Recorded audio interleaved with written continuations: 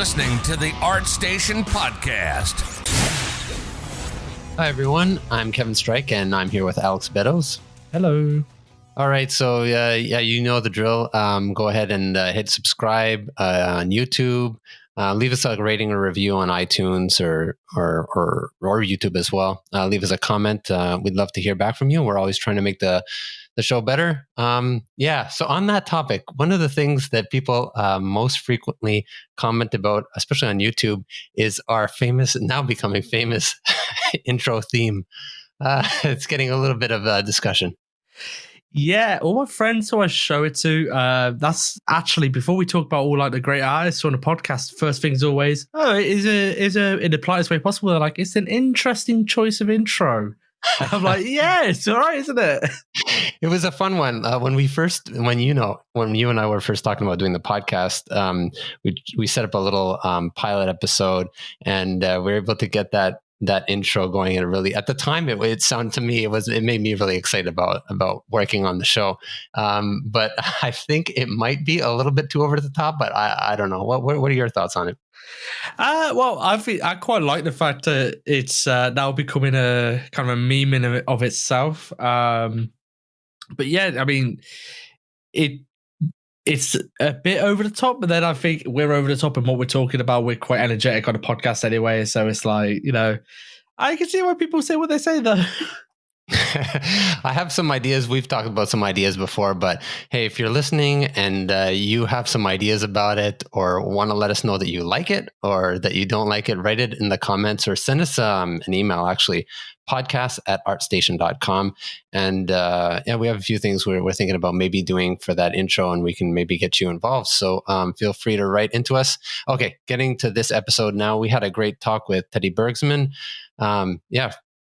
It's I've been looking forward to this one as Teddy founded Quixel in 2011, and it's right around the time that I was getting into game art and I was learning about game art. And way back then we had Endo and Dido, and it's evolved to what it is today. The Quixel family, they're part of the Epic Games family now with Megascans and Quixel Mixer, and it was really cool to talk to him about the journey of getting to where Quixel is today. And we also got into a very interesting topic about the impacts of the PBR revolution within games as the games moved into PBR pipelines. Was right around the time that Endo and Dido were really starting to pick up in popularity. So we really dug into that sort of stuff, and it really made for an interesting topic. Mm-hmm. Yeah, I've always enjoyed talking to Teddy. He's really super polite, nice, soft-spoken. I met him quite a while ago, and every time I chat with him, it's a really nice conversation. In addition to what you were mentioning, I remember we talked a little bit about the impact of Megascans.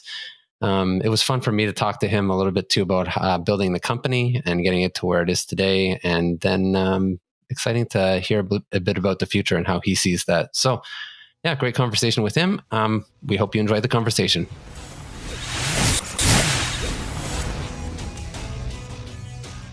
Hi, Teddy. Thanks for coming on the show. Hi, thank you very much. Happy to be here. So first of all, congratulations on the acquisition by Epic Games. I know it's been a little while, but I don't know, time has gone by quickly for us, probably for you too. It has. Well, thank you. Much obliged. Let's first talk about Unreal 5 demo. So I was blown away when I saw it, and many millions of other people as well. Just amazing piece of work. And also the fact that it was running on a PS5. When you were watching it for the first time, what was going through your mind? Well, the first time I saw the nanite technology, it was about a year prior. And it absolutely blew my mind because I saw it running on a Lenovo laptop, which is, it was a pretty cheap, lightweight laptop. And seeing, billions of triangles on screen on such lightweight architecture was nothing short of amazing. And then, seeing the final video, it was just this great sense of awe that finally we're there as an industry. Finally, we can forget about optimization and all of the boring aspects of art production, and we can just be creative. It really proved to me also that we're at such a vital point in the history of computer graphics where we will finally allow all industries to converge. Filmmakers can now leverage Unreal Engine. It's a very exciting point in time. That was pretty crazy. That's a bit I found. So as an artist, I saw the art drop on ArtStation of all the Unreal 5 stuff, and I'm digging through and finding out who these people were. Everyone who's in the games industry knows Victor and his great work. But then I was looking through and it's like, these are film people. Like, they don't have much of an ArtStation presence, and it's like they have IMBDs. Like, this is crazy because we've got technology running on PS5. Unreal Engine is traditionally known as a game engine, yet the people working with this technology were film people. And that was a bit for me as an artist. I was like, these industries and the walls between the industries and the divides are basically dissolving in front of us. Like, we don't need to be a games artist or a film artist. You know, give it 5 or 6 years. It's like, we're just artists. We'll go between whatever needs us. Like, was that an intentional thing? Like, okay, let's get film people in this to really show and flex on what we can do. The staffing for this project or the allocation of talent was handled by Epic. So we were just part of the team that Epic put together. I'm not sure if it was intentionally so that everyone should come from different parts of the industry. I think that's more how Epic is actually built.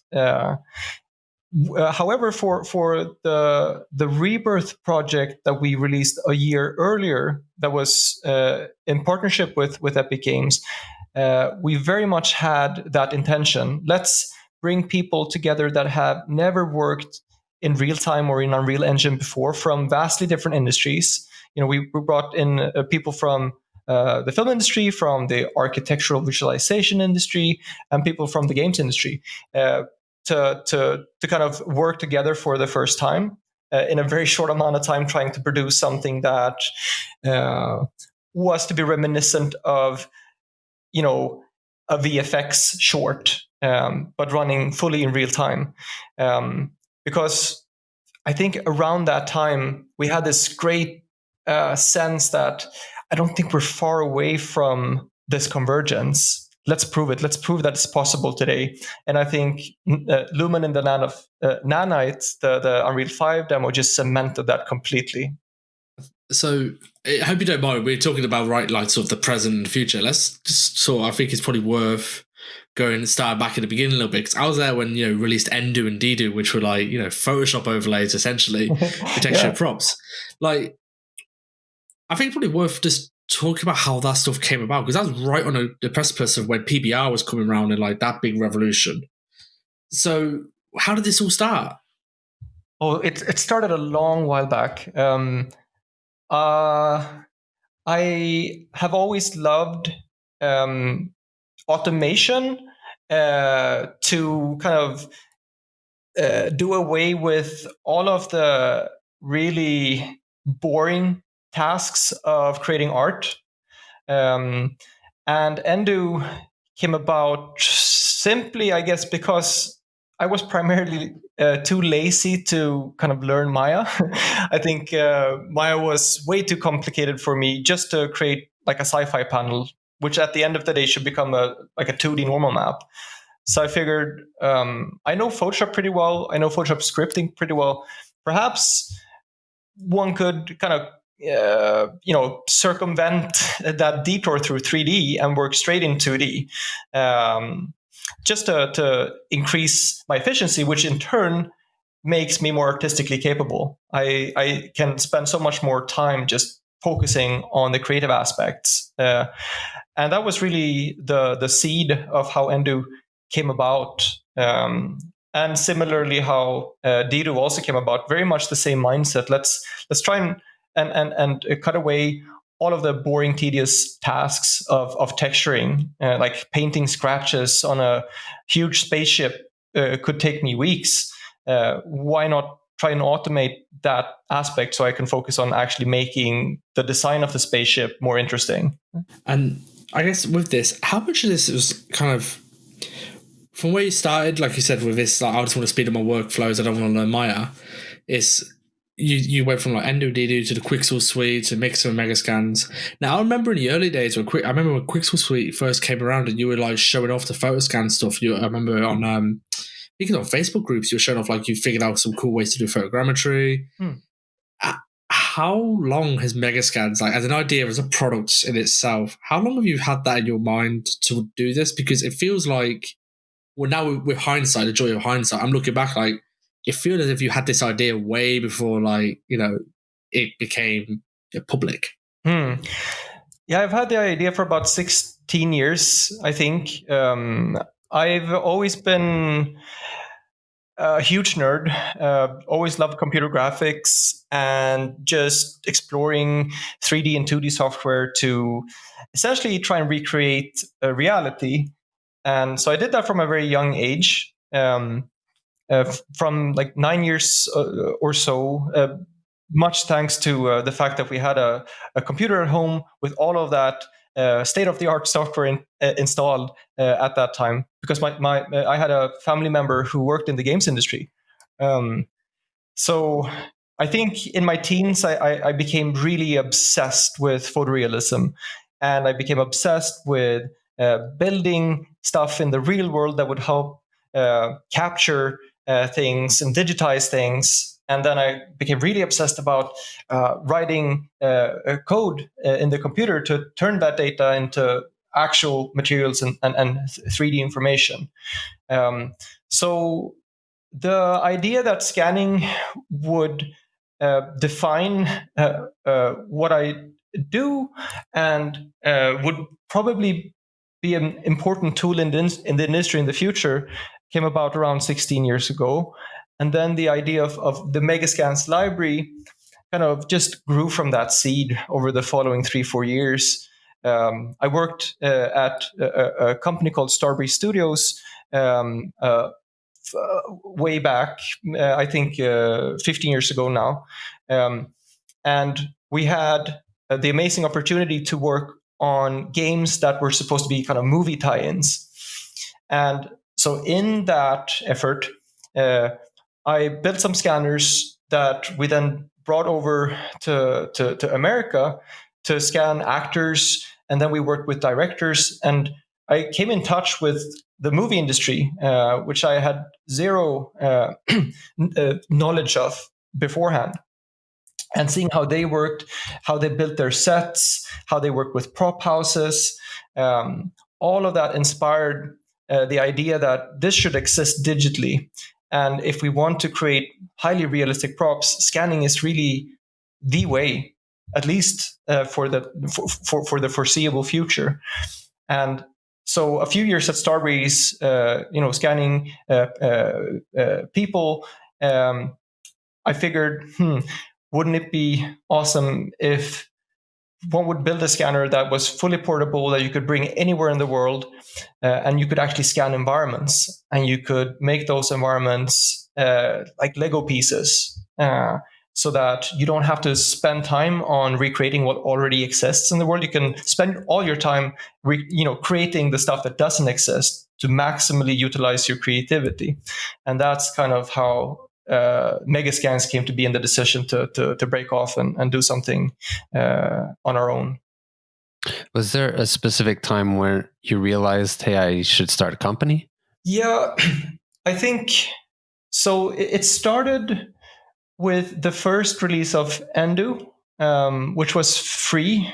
I can't remember exactly when I released that. Maybe it was in 2008 or 2009 or something like that.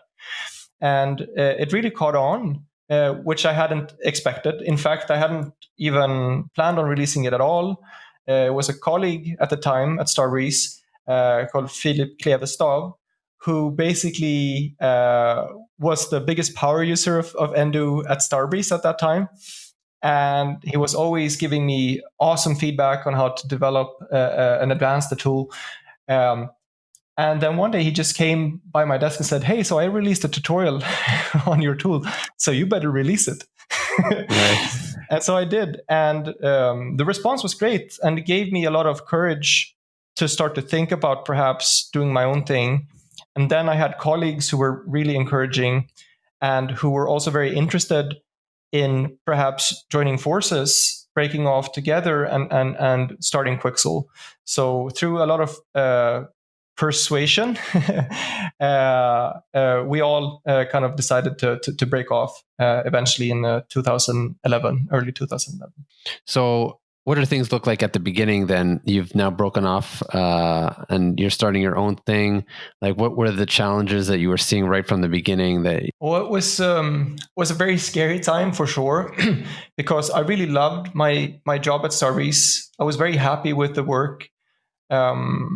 But at the same time, I just wanted to try something a little bit bolder and explore whether or not the technology that I was developing for this one studio could be applicable for all studios.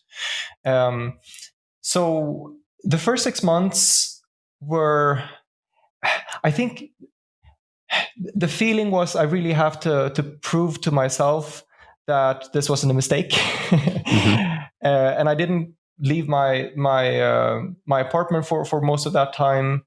I didn't really meet anyone at Starbreeze. I wanted to get something out there so that people could understand maybe why we broke off and did this. And the challenges were, well, we had no funds and we were just 3 people with no experience running a company, with a very limited budget. We had, I think, a total of $5,000 accumulated between the 3 of us that went into the formation of the company. And then we had an additional like $2,000 each in savings. And we basically tried to make that money last as long as we could. Basically ate nothing, worked around the clock for 6 months to get the first product out there. And yeah, that was challenging for sure. Sorry, just with that though, so you guys, with the product, you built a product, you built a really great product, and then it was a case of like, you put it out there to the world and people came to it because it was good. You didn't have to, you weren't like you were going doing the rounds of studios like, hey, integrate this into your pipeline, bring this in. Like, you just, here's this great product we made. What do you guys think? And like, obviously people came because it's a great tool, but like there was none of this going around the studio. Because when you hear from big companies, the Autodesks of the world, they go into studios and sell their new products and say, hey, you need to incorporate this into your pipeline. Here's why. You were literally, we made this great product. There it is. Like, have a look. What do you guys think? Yeah, I think, it was very important to us to make sure that the product could stand on its own legs, that we didn't need to take in any investments because of the massive amount of pressure that would put on us unnecessarily. And we also, frankly, didn't, have the experience to go and seek out, financing, or we didn't have, the savings to go and travel to meet with studios and stuff like that. So it was just a situation where the product just had to be good. And is that to do with PBR? Like, were you guys thinking of the physical based rendering and how the industry was changing, or was it kind of like this kind of freak series of coincidences where it just happened? You had this great tool, and the industry was having this huge shift to PBR. That like it just happened. It was a match made in heaven. Do you guys plan for that? That's a great question. So having had worked in the games industry for 5 years, and having also known about the games industry for about 15 years, and seeing the evolution of it, it was very clear that it was on a fairly unsustainable path in terms of art production, and there needed to be more standardization. There needed to be reusability of content. Essentially, for every new project, you would start fresh, and it was just such a waste of talent and creativity to reinvent the wheel every single time. So the core foundation of Megascans is around standardization, making sure that we build content that lasts for decades. And at that time, when we started, there was no such concept as physically based rendering.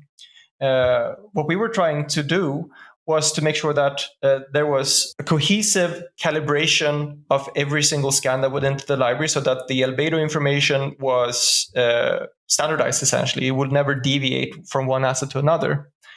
So that certainly jives with the mindset of PBR, but PBR wasn't a thing back then.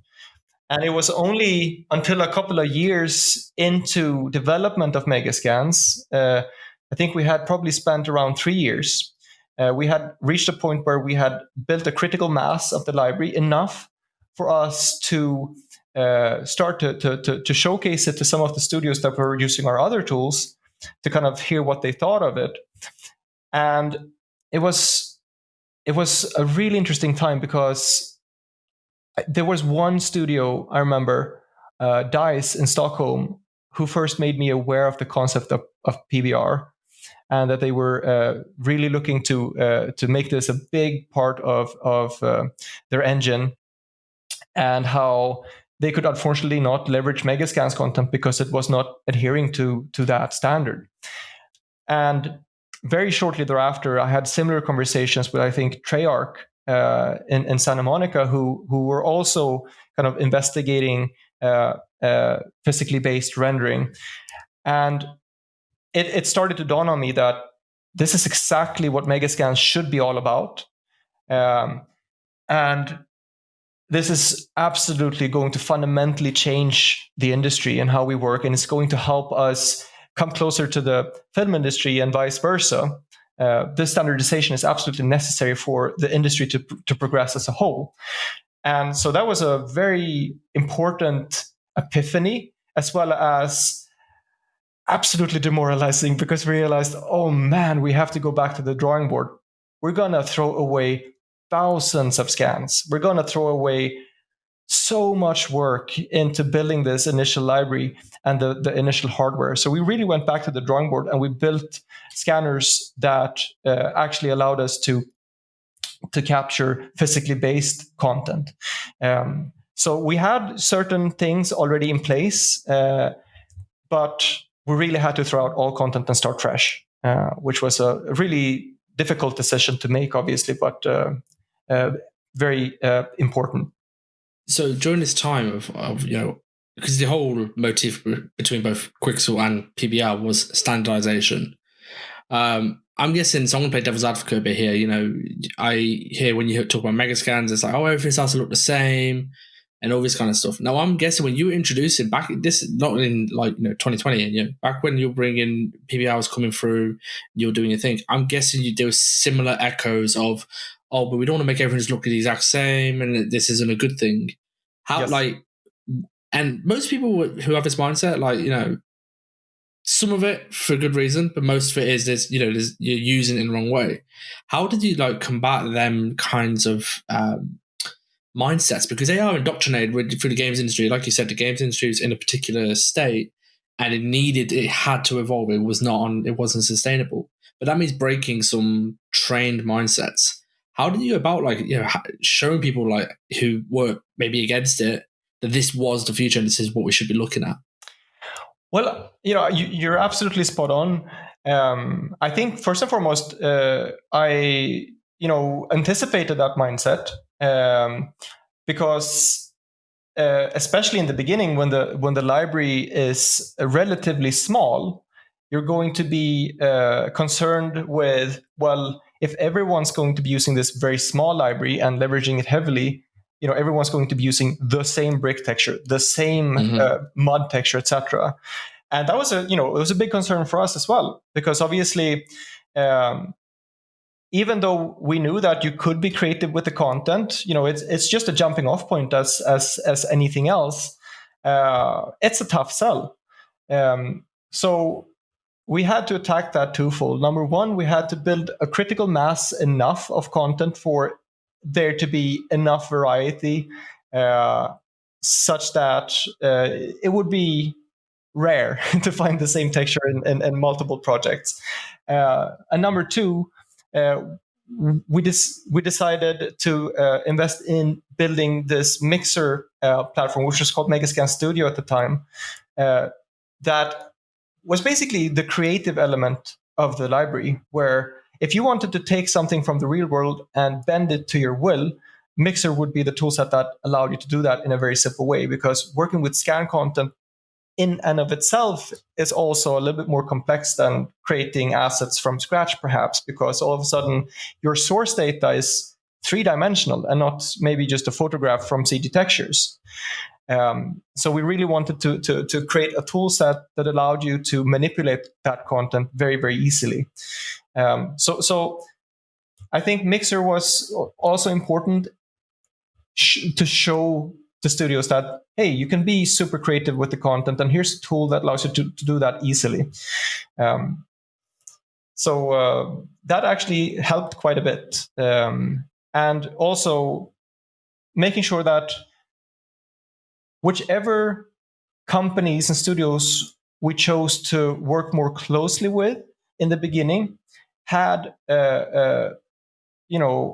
styles that differed vastly from one another, so that you would have proof that, hey, here you have all these amazing game and film companies using the same library, but look at their products. They're looking completely different. So you can be as creative with the content as they can. I imagine then there would have been a balance between investing the time at the company with scanning and with Quixel Mixer. How did you balance that?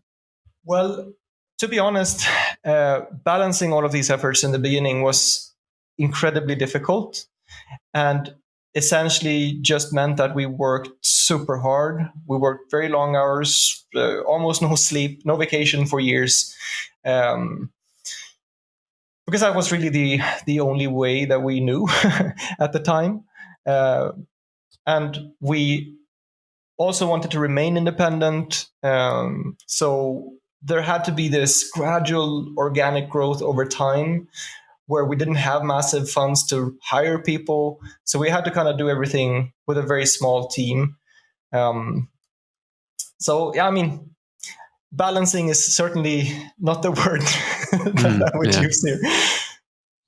Yeah, it's more like trying to control chaos in some sort of a way. Yes. Make it appear that all the plates are spinning and staying, but actually behind the scenes, it's a bit chaotic. Yeah. So it's actually this is something I find quite interesting, really, is you've had to essentially be okay with going, okay, we need to, I mean, in the small, relatively speaking, in the grand scheme of things, young company, you've had software which you've had to go, okay, we have to be done with this and we have to move on. You had Endo and Dido, right, now we've got a Quixel suite. Cool, now we've got Megascans Studios, right, now we've got Megascans, and now we've got Quixel Mixer. You've had to sort of, as you go on, make, I imagine, quite tough decisions. I mean, I imagine that initial decision to be like, okay, we're going to be done with Endo and Dido and we're going to move on to this other thing, isn't an easy decision. Like I said, you have to make a lot of sacrifices, especially when I'm guessing it's quite a intimate process. Like you're being so invested in it, where you're giving it everything. It's not like you're a big studio who has hundreds of people who contribute to it, so it's not personal. Like this is you and a few other people, and you're having to axe old software to move on to the next big thing. That's quite difficult, right? Yeah, it really is. And while we anticipated, for instance, the lifespan of Endo and Dido to be much shorter than it turned out to be, as soon as those products were released, it was not like we then just drop them and then move on to the next thing. It actually just built this massive legacy that we had to evolve and obviously maintain. And it just added so much to the burden, where we wanted to honor those products for as long as they were relevant and for as long as people were actively using them, not just through maintenance, but also through significant development and releasing, 2.0 versions of them, etc. So that was that was a very intense time, because at that time I was still the only developer in the company. So Endo and Dido Legacy, and then the Quixel Suite and the Quixel Suite 2 to a large extent, and the Megascans compiler backend. I was juggling all of that at the same time. And so you're absolutely right. Like when you have to make a tough decision, even if it's just, I need to just focus on Megascans for a little bit and then I'll get back to these other projects, caused so much turmoil and trouble. Because obviously, people who were using these products didn't know about all of that. And why should they? They shouldn't have to care about that. They just want great products that work, that are not, buggy and that don't crash all the time. And so, when you know about all these issues lingering with existing products, and you're spending your time on what you think will be the next kind of groundbreaking development that people just don't know about yet, it's really hard to stay, I guess, sane because you really care about those customers and you really care about those tools being the best they can be. At the same time, you don't always have all of that time. So over time, once products eventually kind of fizzled out and maybe there was competition that was significantly better, like Substance Painter and Designer and all these amazing tools that came out along the way, then you could start to more safely make the decision, okay, let's slowly wind down development of these products and let's focus all of our efforts into Megascans. And if you plot the timeline, you can actually kind of see that when Suite development was kind of more or less officially halted, that's when Megascans really started taking off, because that's when we started to focus on that exclusively. And having a narrow focus is so important to the quality of a product. One thing, I feel like I wouldn't be doing him justice if I didn't mention this, because for me, my introduction to Endo and Dido, and then I did go off onto that tangent of I went into like Designer and Substance Painter at the time, and the thing that always kept Quixel in my mind and Megascans in my mind was Victor. Some of the stuff he was showing, he's like, I mean, I know you remember when he dropped the CS:GO Dust Map, and everyone was like, oh my god, this is all in Megascans, and everyone like just looked at it. I mean, people were taking it seriously anyway, but like you had entry level people, complete elite level people, everybody perked up and saw that. And every time he dropped something, it's like, look, if you use this the way we intended it to, this is what you could do. And I think that opened a lot of people's eyes to it. So I guess, and this is an interesting thing for you as well, because in early days, I remember seeing you were active in the community, you were responding to people. I mean, even, I've seen you post even now, like on the Quixel group on Facebook. If someone posts work, you're like, hey, that's cool, and you're interacting with the community. How much of a difference does it make having great artists like kind of pick up your tool and become loyal to your tool and like help you spread the good word of, look, this is what you can do if you use it well? I think it's vital. We wouldn't have survived, for a year if it hadn't been for that community. And Victor stemmed from our community, and he's just such an amazing talent, such a creative force. And I'm so proud to be able to call him a colleague and a friend. And he was just a very proactive, super excited user, created these amazing environments. I mean, even when he was super young and new to the industry, he was creating mind-bogglingly nice looking environments. And so the first small money that we ever made from Endo were directly invested into hiring Victor. He was our first hire because I felt that adding another developer is not really the best priority at this point. We need to just show what you can do with the tools. And in order to do that, we want to work with really artistic people who will take the tools to places you could never expect them to go. And a lot of Quixel has been built that way, has been built by fostering those super important relationships with the community. And it's one of the best ways I know to just relax and sit back and have fun. It's just to interact with everyone using the tools. It's super inspiring for me to see what people are creating. And if you don't keep your ear to the ground of what people are really thinking about the things that you're doing, and if you don't really care, I think you have no business making tools, because at the end of the day, you're not the one who's going to be using these tools. It's the community. So you have to be really engaged with the people that are so vital to the development and the success of the products.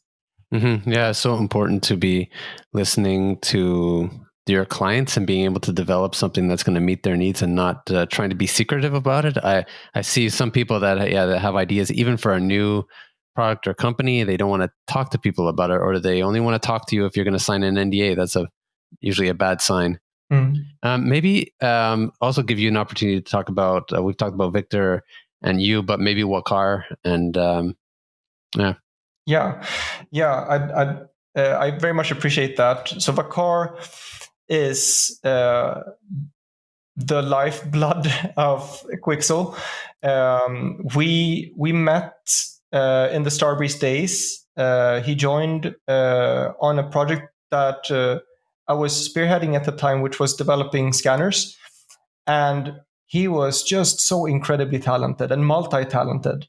He was an astonishing electrical engineer, as well as a great artist with many years experience in 3D, in professional settings. But more than anything, he was the most entrepreneurial guy that I've ever met. At the time, he was actually running an outsourcing studio, and they were over 100 people. So that just blew my mind, because he rarely talked about that stuff. He's the most laid back person you'll ever meet. He's so humble, and when I realized his capability, the idea of us breaking off and doing something together just became so much more real all of a sudden, because he has all the skills that I don't. He's so tremendously talented in so many ways that I just only wish I could be. But building Quixel and scaling the company has completely been Waqar's responsibility. And not many people know this, because he's not the most braggadocious guy, right? He just makes sure that things work, and he's one of the best people doing it. I'm so happy and thankful that we met each other and that we started Quixel together. Yeah, that's cool to hear. I'm interested in hearing more about your scanners, and like you're building your own scanners essentially. So what was the thought process behind that, and what challenges did you see that you had to overcome yourself? Well, first of all, we kind of built the scanners out of necessity, because the types of things that we wanted to do were very specific, and there were no real, off-the-shelf solutions to allow us to do it. So one of the biggest reasons we wanted to build our own hardware was to ensure a high degree of automatability down the line when it comes to production. So making sure that we captured things in a very standardized way and had software that was written specifically for the hardware was incredibly important. To scaling the library, especially as we were, such a small team in the beginning, and we needed to literally scan thousands of assets and put them out in a very short amount of time, especially seeing as we threw away the entire library and had to kind of start from scratch and do it all again in a year. So building hardware was very important to efficiency, but also to quality, being able to control the environment in which you scan. You shouldn't be bothered by which time of day it is, or what the weather conditions are, or if it's warm or cold outside. It should be able to withstand all of those weather conditions and the day-night cycles. So that's just been a tradition that we've continued to evolve over the years, where scanners have gone from this, huge, like 2 by 2 by 2 meter cube to a handheld device that weighs, less than 3 pounds, that can be operated by anyone. And still, it's just out of necessity. It's really because there are no off-the-shelf solutions still for exactly the type of things that we need to do. But we're longing for the day when there are off-the-shelf scanners, or even the day when the phones will be good enough to create content of equal quality. And by that time, I think we're finally going to see the true vision come to life, and that is capturing the entire world.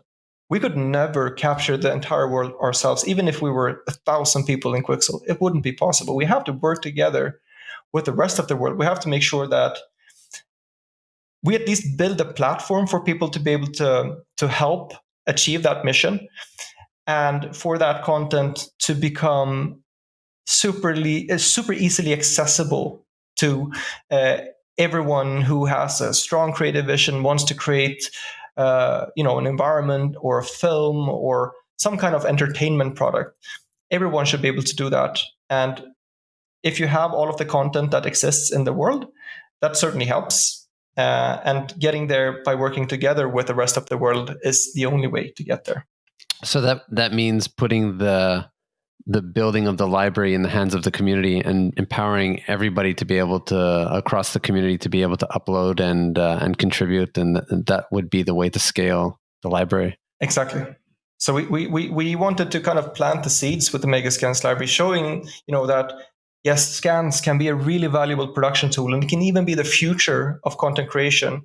Let's also build a good starting point, a library of a few thousand assets that can get you going creatively, but also open the eyes to the validity of this approach. And over time, build a platform that allows anyone to contribute. At least a couple of years ago, you started a push into architectural visualization. How has that been going and up until now? That's a good question. So the challenge has been that no one from Quixel comes from the architectural visualization industry. We all come from kind of games and film. And so it was really hard for us in the beginning to understand the needs fully and to really nail what ArcBiz people really wanted. And so we struggled for quite a bit. Over time, our offering for the ArcBiz community became greater. And around 2 years ago, it started to even surpass the amount of users in the game and film industry. So it started to become really popular in ArcBiz, not strictly just because of the fact that we were now capturing like pristine materials like marbles and polished woods or wooden floors, etc. But everyone needs kind of photorealistic content if you want to create a photorealistic image. So people leveraged all of the nature stuff that we had in the library as well to kind of help speed up the process of creating architectural visualizations. So I would still say that we have a long ways to go in terms of providing content that is spot on for the ArcBiz industry, but it's something that we're actively working on. And now, especially that we're part of Epic, we've kind of gained this incredible new platform and this network of really talented people across Epic that can really help us get there faster. So it's a part of the industry that we're deeply kind of devoted to, because just like any other CG industry, they can also benefit quite massively from having a standardized library and having access to real-time technologies and all this cool stuff. So keep your eyes on the ArcBiz developments, I should say. That's been quite an interesting thing, to be honest. The whole, I mean, we started off talking about film moving into real time, but that's something I think it happened kind of under the radar. Like suddenly I started seeing, I've got a lot of friends in ArtStation, and I'm like noticing new Unreal tag on their art stations, and I'm like, oh, you're making them in Unreal. This is all real time. This isn't an offline render in V-Ray. Or Arnold or Redshift, like this is all real time. Like, we I think the industry, the ArtViz industry, would just sort of move in this way. It's just as good. You sacrifice like 0.1% quality, and then you introduce ray tracing into that, and it's like, okay, now we've made up that difference. It's like everything's converged into real time. And then I guess that, like I said, you guys partnering with Epic has been perfect, because everyone's converging to real time, and you're supporting all the tools they need for them to be able to do the real time stuff and be photoreal. we're going towards like, Lumen, which is real-time lighting, and baked light. Unreal Engine's always been baked. It's always been like baked lighting, which has been the big selling point for it. And now with Lumen, it's like, okay, this old-fashioned idea of baking lighting, this iterative lighting that you see from like, Archviz and Pixar movies. Can you still see that? Like, is there anything where that still holds for the future of this sort of, I don't really want to call it game or film or art, it's just 3D visualizations. Like, are we just going to be one day in a point where everything's real time, lighting, streaming, all that sort of stuff? Or do you think there's still a place for maybe the sort of debate or the offline style rendering? Well, my own personal opinion is that the future is inevitably real time. I think there will certainly be offline rendering solutions that will stand the test of time and will survive for a long time. But the rate of progress in the real-time space is so much more aggressive than in the offline space, and is already overtaking it in many regards. And not just the rendering capabilities, but just the workflow of being in real time is such a breeze. I mean, it's always so interesting to me to speak with really experienced artists in the film industry, having worked on some of the biggest films out there, work in real time for the first time, because it's such a mind-opening experience that I don't have to wait like forever for things to look good. They look good instantly. And once you've gotten a taste of that, I think there's absolutely no turning back. Oh yeah, it's difficult. I mean, even just going to dynamic lighting, like when you go from baked light, just as a games artist, go from like dynamic lighting to from baked, and you're like, I don't have to worry about light maps and light map resolutions. I could just make it look as good as I can. It is incredibly relieving. And I mean, to be honest, for me, that's why I'm excited for Lumen, because the thing that's always been a caveat with dynamic is, okay, I don't get dynamic GI, so I always need this baked component to make it look really nice. So I'm like, oh, okay, I don't have to worry about that. Now I'm fully dynamic. It's like, okay, now it's like, for me, I'm just excited just thinking about it, because I know so many artists where I'm like, okay, I can see how quick you put out work when you're having to do this slow baked iterative process. What happens when you take off the shackles? It's like, okay, now you have no limitations to your workflows, just go create. It's like, I reckon you see such a flood of really fantastic work, not just like, environments or like characters, but just everything, lighting, ArchViz. I think you'll just see a real speed of process. Absolutely. And I think also people will evolve as artists much quicker because they can iterate so much more quickly on their ideas. Again, they're not, as you put it, shackled by technical constraints in realizing their vision. They can churn out vision after vision after vision, which is a very exciting time. I mean, even for myself, like over Christmas, I tried this whole workflow. I tried, okay, I'm not going to make any assets. I'm just going to use Unreal Engine and Quixel. And it's like you are just having fun. It's just like you get full creative freedom just to make what you want to make, and you're not worrying about, I need to make this asset or that asset. And I think that's where also Mixer, you alluded to it previously. It's like the whole argument of, oh yeah, but I don't want, what if I want concrete with like this particular type of pitting, or I want like mud with this amount of leaves. It's like, well, you can have that. You can have what you want. You just got to use Mixer to do it. And that was my concern when I first opened that project. I was like, I think I had between the 21st to the 28th off to do this project. And at the beginning, I was like, oh yeah, but I don't want that type of wood, or I don't want that type of concrete. And then I saw OpenMix, so I started playing with it, and I'm like, okay, yeah, I was able to execute from beginning to end a full scene without leaving Unreal Engine, really. And it's like that clicked in my head. I was like, oh, okay, interested. And then I started seeing like a lot of my friends, like, okay, I'm going to do light studies, or I'm going to do environmental studies. And they're no longer this burden. I mean, especially for when you're developing a portfolio as a young artist, it's incredibly daunting, because it's like, okay, we'll make every asset. I've got to make, all the materials, all the props, or the lighting, all this sort of stuff. Now it's like, you don't need to worry about that. I can focus on just my composition and lighting now, and I can just focus on my materials. It's a lot easier to compartmentalize. That's awesome to hear. Yeah, that just puts a really big smile on my face, to be honest. That's great. Thank you for sharing that. It reminds me of what you were saying at the beginning. Like that was kind of the whole point of what started the whole thing. Yeah, exactly. And I mean, it's surreal to me that it's slowly becoming a reality, because I still feel that we're only scratching the surface of what the Megascans technology can be, what the mixer technology can be. But at least the framework is there. The first brushstrokes are there, and people are already kind of pushing those very limited brushstrokes far beyond what I could have imagined. So it's very inspiring, I have to say.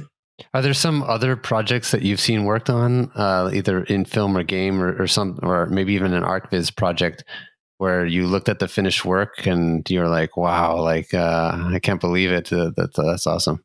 Oh yeah, countless times. This is really what invigorates me and what pushes me to, keep pushing. I think, in recent times, one of the coolest projects that I saw was The Lion King, and just how they so beautifully combined awesome procedural tools with scanned content.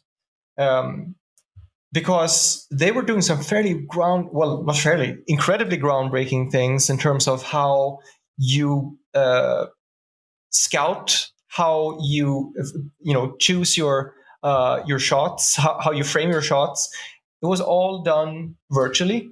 They basically generated vast landscapes automatically, procedurally, using scan content and incredible procedural tool sets. And then had the director of photography and the director virtually go into those scenes, find the shots, just as if it had been a physical location shoot.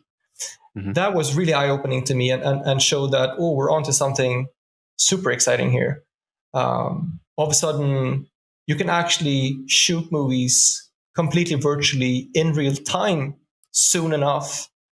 There will be no post-production. There will be really a lot less pre-production. It will be kind of, I guess, real-time production, right? Where you're creating everything on the fly. You're seeing everything being created in front of your eyes, and you let that inspire you, just as you let nature inspire you in real life. And I think that will lead to spontaneity beyond what we're used to in the movie industry, which will breed creativity like we haven't seen before. I think it will revolutionize, and I don't use that word lightly, how entertainment is shaped for the next few decades. Mm-hmm. Are there specific problems that you're free to talk about that you need to overcome to get to that vision? Absolutely. Yeah, we're nowhere near achieving the full potential of this workflow just yet. You have all of the pieces of the puzzle there. You have amazing real-time technology that soon enough will allow you to render unlimited detail fully dynamically. You have basically all the content you need soon enough to create any environment that exists in the real world anyhow. And you have the technology to infuse your own creativity to that process in a much simpler manner than we're used to.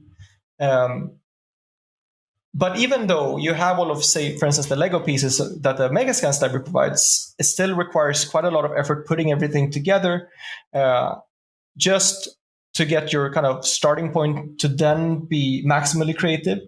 So that's, I think, the first big hurdle to get over. How can we help automate the bulk of just generic kind of scene creation? Like if you're creating a forest, you don't want to be bothered with how every leaf kind of falls on the ground or how every rock is composed. You want to have a general system that allows you to very photorealistically reproduce any type of environment in the real world. That's one part of the reason we wanted to create the Megascans library. At the end of the day, that's where we want to get to. We want to get to that high level of abstraction. Because the way that I see it, it's say you're a matte painter, right? You leverage photography to first photobash something, and then you start infusing your creativity and you start molding it into something super interesting. You're not really bothered with photorealistically trying to paint all of those basic elements. Here, very much in the same way, you want to be able to quickly and abstractly generate like the base environment, and then you want to infuse your creativity into that. And this is the biggest challenge currently, I think, making sure that that system gets implemented and accessible enough and high quality enough. And that's also what motivates me on a daily basis to keep pushing, adding vastly more complex types of content into the library, more diverse locations across the globe, and constructing the content in such a way that it will eventually plug into procedural systems that might even be driven by artificial intelligence to some extent, where you can, with very basic instructions, direct the system to create something vastly compelling. These are all areas that are incredibly intriguing to me and areas that we're pursuing. So it'll take some time for sure. But I think really even over the course of the next 1 year, we're going to start to see the first signs of it happening. So I have a funny question for you. So when you're like playing a game or watching a movie, walking around on the street, like is your mind constantly looking at surfaces and textures and thinking, yes, I should scan that. I need that. Yes, absolutely. All the time. That's the way it's been since I was, I think, 10 years old. And actually, I find the world to become so much more interesting once you start to analyze everything around you. You start to become just more aware in general. Mm-hmm. I sometimes find myself, zone out or enter into certain routines that take me out of the world, so to speak. But just using that tool of, hey, let's discover what's around me. How would this actually be constructed if we were to digitize it? How would this surface react to lighting? How would this natural environment be translated into a procedural system? There's so much to learn just by analyzing the world around us. And I find beauty in I guess the most horrible looking places in the world, simply by looking at the dirt accumulation on a certain object or in a certain alleyway, or it's just so fascinating to try and understand it from an artistic point of view and how to break it down and reconstruct it. Do you get triggered though by when you see the world do things that if you did it in game dev or film dev and you're like, my AD would kill me if I did this, like duplicate objects where it's just be scaled up, or like the light maps are working away, like, and you see it in real world and you're like, I had made that in a game, I'd be told off, I'd be told that's wrong. There's one which went around on Twitter where like a drain cover had like the grid on for crossing the street, but they put it on the wrong way around, so the lines didn't line up. And I'm like, someone didn't map their UVs correctly here, and it like I see so much of that in real world. That's the stuff I pay attention to. I'm like, yeah. It's like the same as you. You look around in real world and you're like, oh yeah, how would I make this texture? How would I make this asset?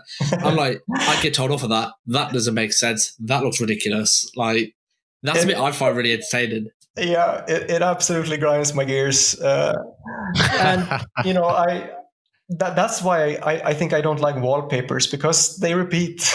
Right. Well, see, you should just make wallpapers that don't repeat and sell them online. Yeah, that's a new business idea. Exactly. So, okay, well, we've talked about different ways that you've been in contact with the community. What's the way that you prefer the most for people when they want to reach out and they have questions or comments, feedback? I think any online community, ArtStation certainly is one such great place where I've had tremendously rewarding conversations. Facebook, I think, is a great place. There's all kinds of Facebook groups for artists where there's just very transparent and open discussions around basically anything art related. I always appreciate when people reach out. Sometimes it'll take me a while to answer. Most times it won't, because I just love, interacting with people, especially if they have, questions that I know I can answer. Hopefully also once, the world opens up, meeting with people on, different conventions or conferences, or, that's where I really, enjoy myself. I think it's so fun to just hang out with people, just grab a beer, talk shop, talk everything outside of the industry, and just get to know people on a more personal level. I mean, I just can't wait for that to get back to normal. Get back to normal. Yeah. Yeah, for sure. So if you're listening and you if some of this is new to you, be sure to visit Quixel.com. For sure, there's lots of great stuff there for you to check out, as well as the YouTube channel. There's lots of great learning content there and a lot of good information. Final question for you is, have you guys done an expedition to Montreal? We haven't. Okay. I'm not kidding when I'm saying it's been my lifelong dream to go to Canada. I remember I wrote a paper in like middle school on Canada, and ever since I've always wanted to go there. And I can't explain why I haven't been there yet, but we actually have staff in Canada. So we even have a scanner in Canada, but I haven't been there personally. But hopefully, we're gonna do a greater expedition in Canada. Once we can fly out people again. Sounds like a lot of fun. So please give me a call if your team is in town, because I'd love to meet up and hang out with them. Thanks so much, Teddy. It's been such a great conversation. I really enjoyed it, and thanks for your time and for coming on. Thank you, Kevin. Thank you, Alex. I had a great time. See you on ArtStation.com, the global hub for creative professionals. You've been listening to the ArtStation podcast. Hit subscribe so that you don't miss an episode. And please leave a rating and review for the podcast. We promise we'll read them all. See you next time.